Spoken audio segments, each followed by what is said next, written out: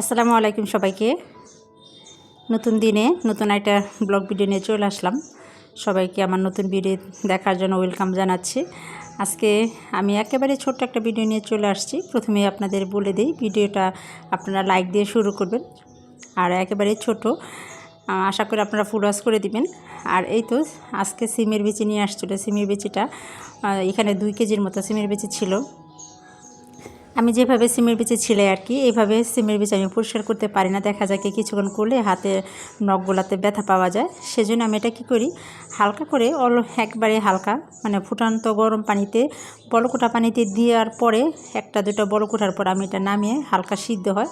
সিদ্ধ হলে দেখা যায় কি উপরে যে চোকলাটা আছে এটা একেবারে নরম হয়ে যায়। এটা নরম হলে একটু হাত দিয়ে চাপ দিলেই দেখা যায় যে সিমের বিচিগুলো বের হয়ে আসে। এভাবে পরিষ্কার আমি করি। এইভাবে পরিষ্কার করলে দেখা যায় খুবই তাড়াতাড়ি হয় আর হাতের নখের কোনো আর ব্যথা হয় না।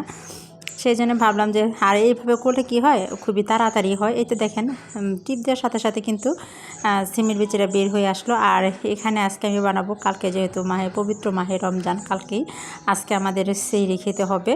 আর শেষ মুহূর্তে আমি আজকে বেসন বানিয়ে নিলাম। বেসনের জন্য এখানে আমি 4 পদের ডাল নিয়েছি, মুসুরের ডাল, খেসারির ডাল, আরেকটা ডাল আছে অ্যাঙ্কার না কি বলে। আর এই তো খেসারির ডালও নেওয়া হয়েছে, বুটের ডাল, মুসুরের ডাল, এই 4 পদের। আর এখানে আমি আমার ঘরে পোলাওর চাল, ঘরে থাকা 1 কেজি পোলাওর চাল দিব এখানে। এটা দিয়েই আমি বেসন তৈরি করব। আর এই তো আমি সবগুলো উপকরণ একসাথে দিয়ে একটু শুকিয়ে নেব গরম রৌদ্রের ভিতরে।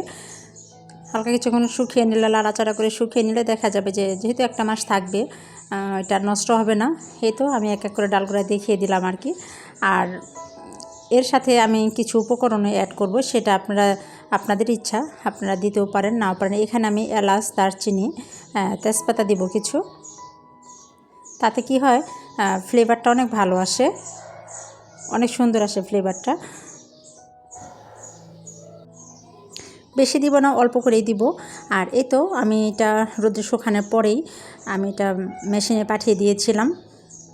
এই তো বেসনটা করে নিয়ে আসছে একেবারে। আর এটা আমি ঢেলে ঠান্ডা করে নেব, কারণ এই কারণে যে এটা অনেক প্রচণ্ড গরম ছিল, যেহেতু গরম আমি দিয়েছিলাম। আর মেশিনে পাউডার করার পরে দেখা গেল কি অনেকটাই গরম হয়ে গিয়েছে। সেই জন্য আমি এটা ঢেলে ঠান্ডা করে পরে 1 মাসের জন্য আমি সংরক্ষণ করে রাখবো।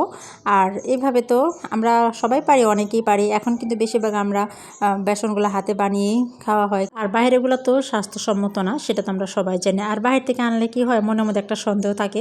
সেই সন্দেহ থেকে রক্ষার জন্য আমরা নিজের হাতে বেসনগুলো করে নিই। যাই হোক, আজকে তাহলে এই পর্যন্তই। সবাই ভালো থাকবেন, সুস্থ থাকবেন, সবাই নিরাপদে থাকবেন এই প্রত্যাশায়। আসসালামু আলাইকুম সবাইকে। আল্লাহ হাফিজ।